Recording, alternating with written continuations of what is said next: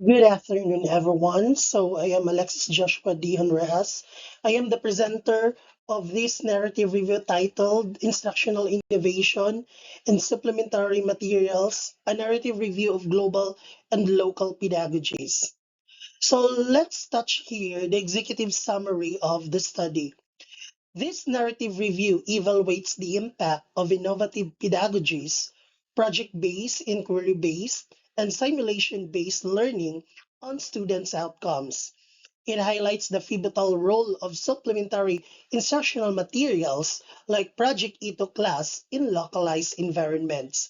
We also have here the global framework that the study aligns this innovation with the United Nations Sustainable Development Goal number 4, quality education, emphasizing target 4.1, equitable primary and secondary education, and target 4.7, sustainable development skills. For the introduction, we have here the central role of Filipino 10, that the integral to the K-12 curriculum for linguistic proficiency, literary appreciation, and cultural identity. This is supported by DepEd Orders number 21 series of 2019 and 24 series of 2023, emphasizing instructional materials and alternative learning resources. We also have here persistent challenges in student performance. We have here the PISA 2022 that Filipino learners scored far below global average in creative thinking. Thus, the National Achievement Test of 2024, the low proficiency across subjects, regional disparities is evident.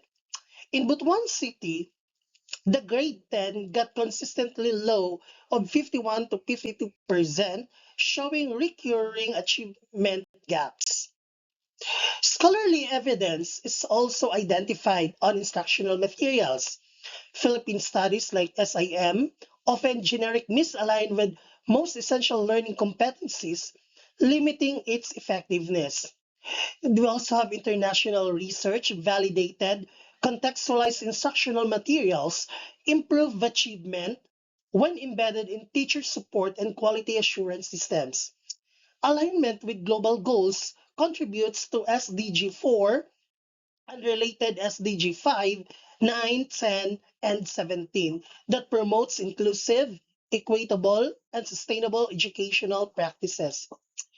It synthesizes policy mandates and empirical evidence and local performance data. These frames that seems as lever for instructional innovation and educational change to the Philippine public school system. The core objectives of this narrative review is evidence gathering, examine global and local empirical evidence regarding instructional innovation and its effect on achievement. We also have methodological audit that identifies strengths and limitation within existing instructional innovation research methodologies. We also have here SDG alignment, which situate innovative practices within the SDG 4 framework to ensure quality and sustainable education for all. Now, we have here the paradigm shift. Education is moving from traditional rote learning models toward learner-centered approaches. This transition emphasizes active knowledge construction, real-world problem solving, and collaborative inquiry. Within this paradigm, SIMs serve as operational tools to bridge theoretical innovation and classroom practice. This study is also anchors on constructivist theory of Piaget and Vygotsky, where learners actively build knowledge through interaction and social engagement. The autonomy and inquiry are central to this development.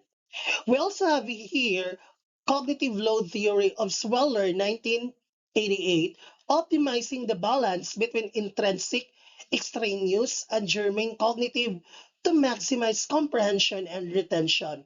Lastly, we also have technology acceptance model that perceive usefulness and ease of use determine the adoption of ICT-based materials in modern digital classrooms. We have here the narrative review methodology. starting with data sources. We have here the synthesis of the peer-reviewed articles. It could be the dissertation and journals and policy documents from 2020 to 2025 from Scopus, ERIC, and ResearchGate. We also have here the inclusion criteria, empirical studies focusing on instructional innovation, supplementary materials, and student achievement metrics. We also have here the thematic integration, categorizing findings into global principles and localized Philippine practice for contextual relevance. We also have here thematic results pedagogy and achievement. Global evidence that Zhang et al. 2023 and Chen Yang 2020 confirms that project-based learning fosters conceptual depth and HOTS, while IBL promotes learners' autonomy and SBL improves practical competence and retention. Innovative methods consistently outperform traditional lecture-based strategies by Adi Goke 2021. We also have here a methodological audit that despite success, several research limitations persist in the field of Zhang et al. And Al-Harbi et al. 2024.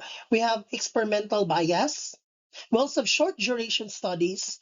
We also have short measurement validity and the lack of long-term tracking. We also have the global evidence on SIMS. SIMS are effective when systematically designed and curricular aligned. We have here the Nigeria Okonwa 2022 significant gains for low performing cohorts.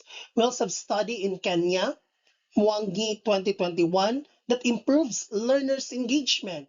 We also have study in Europe of NEMI 2022 refined materials through design based research.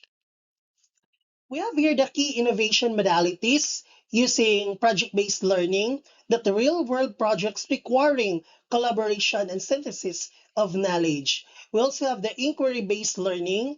It is driven by student inquiry and questioning to discover core concepts. We also have here the ESBL. We have the virtual or physical models that replicate real scenarios for skill mastery. We have also the localization and sim mastery. In the Philippines, localization connects content to learners' lived experiences, Vargas 2024. We have its key impact include the mastery of MELCs, improve outcomes via multimedia scenes by Peinados 2025, and high cultural relevance, increasing student engagement. Project Ito Class Spotlight or the SIM, Bridging Gaps Through Innovation, that Ito Class addresses systematic gaps by utilizing narrative review design to synthesize the strengths and weakness of developing supplementary instructional materials. We have also the design and cognitive dynamics, multimedia elements, the game-based, simulation, and visual enhanced engagement, and higher order thinking by Ortega et al. 2024. We also have here cognitive balancing by applying Kurzstein's framework to prevent extraneous load from hindering learning processes. So what are the alignments of the Sustainable Development Goals? We have the target 4.1 in quality.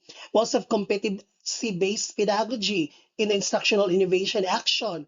In project to class, the role, we have the mastery of the MELCs. In target 4.5, the equity seems for diverse learners. In project A to class role, eliminating disparities. In the SDG target, we have 4.7, sustainability, sustainable development skills, and research-driven solution. So what are the major findings and synthesis? Achievement. Instructional innovation consistently enhances HOTS and engagement when competency aligned. Contextual relevance, localized scenes are critical for bridging the gap between curriculum and lived experiences. We also have policy alignment, innovations under Republic Act 10533 or the K-12 law institutionalize sustainable learner-centered frameworks and identify gaps. We have the need for more longitudinal studies and fidelity monitoring in teacher implementation. For future research, We also conduct longitudinal studies to assess sustained impact, integrate SIMS within comprehensive school management frameworks, and explore ICT-based materials to bridge equity gaps in resource-constrained schools. Questions? Let's discuss the future of instructional innovation.